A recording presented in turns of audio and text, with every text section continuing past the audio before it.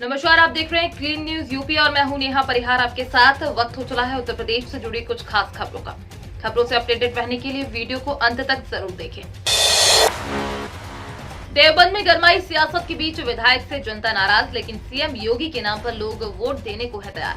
सहारनपुर जिले का देवबंद इस्लामिक शिक्षा के संस्थान दारुल उलूम की वजह से पूरे विश्व में प्रसिद्ध है। देवबंद सीट पर मुस्लिम मतदाताओं की संख्या सबसे अधिक है। बावजूद उसके यहाँ का जाति समीकरण बेहद दिलचस्प है, क्योंकि यहाँ पर इसी समीकरण पर उम्मीदवार की जीत निश्चित होती है।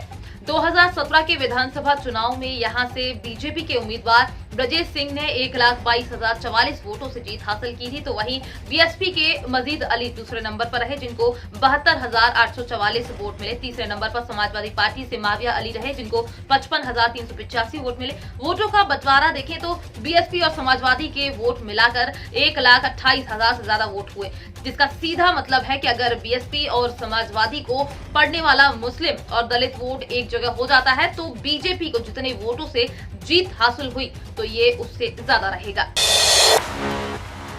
सीएम योगी का अखिलेश पर निशाना, सैफई महोत्सव नहीं, अब भव्य दीपोत्सव से यूपी की पहचान। उत्तर प्रदेश की सियासत में ऐसा कोई मुद्दा नहीं है जिसे लेकर राजनीतिक दलों में बहस ना छिड़ी हो, फिर चाहे वो मथुरा में मंदिर का मुद्दा हो या फिर हिंदू मुस्लिम का। किसी भी तरह जनता को अपनी तरफ खींचने की पूरी कोशिश की जा रही है। अब सूबे के मुख्यमंत्री योगी आदित्यनाथ ने सैफई महोत्सव और दीपोत्सव की तुलना कर अखिलेश यादव को निशाने पर लिया है। उत्तर प्रदेश के सीएम योगी आदित्यनाथ ने ट्विटर पर कहा है कि प्रदेश की पहचान अब दिव्य कुंभ द्वारा भव्य दीपोत्सव से है, वही रहेगी। प्रदेश की पहचान सैफई महोत्सव से बनाने की लालसा रखने वाले अब इतिहास है, इतिहास ही रहेंगे। यानी योगी आदित्यनाथ ने एक बार फिर हिंदुत्व कार्ड खेलते हुए समाजवादी पार्टी पर निशाना साधने की कोशिश की है।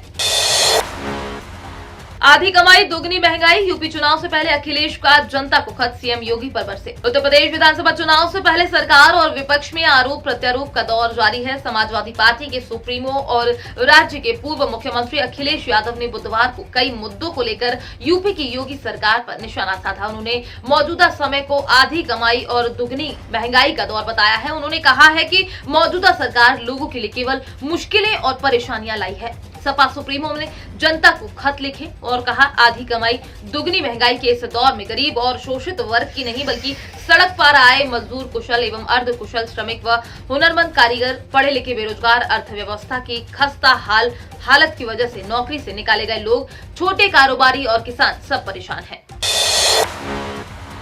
आज जारी होगी यूपी टीईटी परीक्षा 2021 की प्रोविजनल आंसर की, ऐसे करें चेक। उत्तर प्रदेश शिक्षक पात्रता परीक्षा की प्रोविजनल आंसर की आज जारी की जाएगी। वे कैंडिडेट जिन्होंने इस साल की यूपी टीईटी परीक्षा दी है, वे जारी होने के बाद आधिकारिक वेबसाइट से आंसर की डाउनलोड कर सकते हैं और ऐसा करने के लिए उन्हें updeled.gov.in नाम की वेबसाइट पर जाना होगा। बता दें कि आज जारी होने वाली आंसर की प्रोविजनल है और इस पर आपत्ति आने के बाद और अगर किसी बदलाव की जरूरत हुई तो उसे करने के बाद फाइनल आंसर की जारी की जाएगी। उसके बाद रिजल्ट घोषित किया जाएगा। यूपी में 15 फरवरी तक बंद हुए स्कूल कॉलेज, जारी रहेंगे ऑनलाइन क्लासेस। उत्तर प्रदेश में एक बार फिर स्कूल कॉलेजों को बंद रखने का फैसला किया गया है। प्रशासन ने 30 जनवरी तक के लिए शैक्षणिक संस्थान बंद किए थे, जिसकी अवधि अब बढ़ाकर 15 फरवरी तक कर दी गई है। राज्य में बढ़ते कोरोना के खतरे को देखते हुए ये फैसला लिया गया है। इस दौरान ऑनलाइन क्लासेस को पहले की तरह जारी रखने की इजाजत रहेगी। आपको बता दें कि इससे पहले 2 बार स्कूल बंदी की मियाद बढ़ाई जा चुकी है। राज्य में बढ़ते कोरोना के खतरे के चलते पहले 16 जनवरी तक स्कूल बंद किए गए थे। अगले हफ्ते से बढ़ाकर 23 जनवरी और दूसरी बार 31 जनवरी किया गया। अब तीसरी बार प्रदेश सरकार ने स्कूल 15 फरवरी तक बंद किए हैं। आपको बता दें, यूनिवर्सिटी कॉलेज के सेमेस्टर एग्जाम पहले ही स्थगित किए जा चुके हैं। 16 जनवरी से 31 जनवरी तक होने वाले सेमेस्टर एग्जाम्स को अगली डेट तक के लिए स्थगित कर दिया गया है। ऑफलाइन क्लासेस की अनुमति मिलने के बाद ही सेमेस्टर परीक्षाएं संभव हो पाएंगी। यूपी में बढ़ गए आईपीएस कैडर के 24 पद, केंद्र सरकार ने जारी की अधिसूचना, जाने अब कुल कितनी है संख्या। उत्तर प्रदेश में भारतीय पुलिस सेवा संवर्ग के 24 पद और बढ़ गए हैं। वर्ष 2014 के बाद अब कैडर रिव्यू हुआ, जिसके तहत ये पद बढ़े हैं। केंद्रीय क्रमिक लोक शिकायत तथा पेंशन मंत्रालय ने इसकी अधिसूचना जारी कर दी है। इसके तहत अब प्रदेश में आईपीएस संवर्ग के 541 पद हो गए हैं। 2014 में पदों की संख्या 517 थी, इसमें 7 पद पीपीएस से आईपीएस में पदोन्नति में शामिल किए गए हैं। यूं तो आईपीएस का कैडर रिव्यू 2019 में ही होना था, किंतु इसमें समय लग गया। पद बढ़ने की अधिसूचना अब जारी हो सकी है। हालांकि इसे 2019 का ही कैडर रिव्यू माना जाएगा। प्रदेश के कई शहर अब कमिश्नरेट बन गए हैं, ऐसे में यहां आईपीएस अफसरों की संख्या अधिक लगाई जा रही है। भारतीय रेलवे ने रद्द की यूपी, बिहार और पंजाब की 1100 से ज्यादा ट्रेनें। घर से निकलने से पहले चेक कर लें लिस्ट। पूरे देश में इस वक्त ठंड का सितम जारी है। इसी को देखते हुए भारतीय रेलवे ने हाल ही में देश भर में चलने वाले करीब 1155 ट्रेनों को कैंसिल कर दिया है। आपको बता दें, कैंसिल हुई सभी ट्रेनें बिहार, उत्तर प्रदेश, महाराष्ट्र, पंजाब, पश्चिम बंगाल और असम के रूट पर चलने वाली है। इसके साथ ही रेलवे ने करीब 14 ट्रेनों को आंशिक रूप से भी कैंसिल किया है। ऐसे में अगर आप भी आज या कल में ट्रेन की यात्रा करने वाले हैं तो घर से निकलने से पहले अपने ट्रेन का स्टेटस जरूर पता कर लें। पिछले कई दिनों से रेलवे ने बड़ी संख्या में ट्रेनें कैंसिल की हैं। इससे पहले भी मंगलवार को 458 ट्रेनों को कैंसिल किया गया था। बात करें सोमवार की, इस दिन भी रेलवे ने 1000 से ज्यादा ट्रेनें कैंसिल की थी। केंद्र और राज्य सरकार के कई विभागों में निकली भर्ती, जाने updates. Army welfare education society द्वारा देश के आर्मी स्कूलों में शिक्षकों के 8700 रिक्त पदों पर भर्ती निकाली गई थी। इस भर्ती प्रक्रिया के लिए कल यानी 28 जनवरी को आवेदन की आखिरी तारीख है।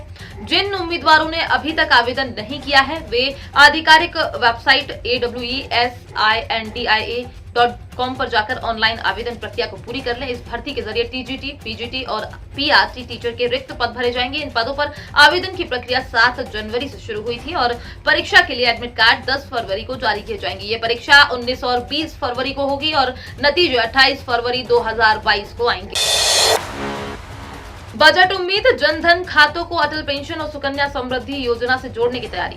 केंद्र सरकार आने वाले बजट में जनधन खातों पर खास फोकस करने की तैयारी में है। सूत्रों के जरिए मिली जानकारी के मुताबिक अगले हफ्ते सरकार अपने ऐलान में इन खातों के लिए डिजिटल लेन देन का बढ़ावा देने के साथ अटल पेंशन योजना और सुकन्या समृद्धि योजनाओं से भी इनको जोड़ सकती है। जानकारी के मुताबिक जनधन सेवाओं के विस्तार का ये तीसरा चरण होगा। इसके तहत इन ग्राहकों को डोर स्टेप बैंकिंग के साथ साथ डिजिटल खाता धारकों जैसी सुविधाओं से जोड़ने का काम किया जाएगा।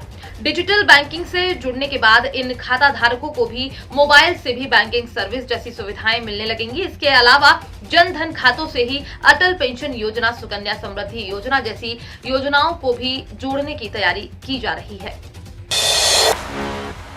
यूपी में अभी कई दिनों तक सताएगी शीतलहर, जाने कब से मौसम में होगा बदलाव। यूपी में अभी ठंड से कुछ दिन और राहत मिलती नहीं दिख रही है। मौसम विभाग के अनुसार अगले 2 से 3 दिन तक यूपी में कोल्ड डे कंडीशन या शीतलहर चलने की संभावना है। आज भी प्रदेश के कई जगहों पर कोहरे के साथ साथ शीतलहर चल रही है।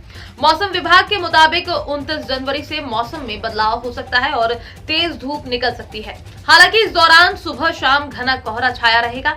मौसम विभाग के अनुसार पश्चिमी यूपी के जिलों में सहारनपुर, शामली, मुजफ्फरनगर, मेरठ, बिजनौर और अमरोहा में इन दिनों ज्यादा ठंड पड़ रही है और आने वाले दिनों में भी राहत मिलने की उम्मीद कम है।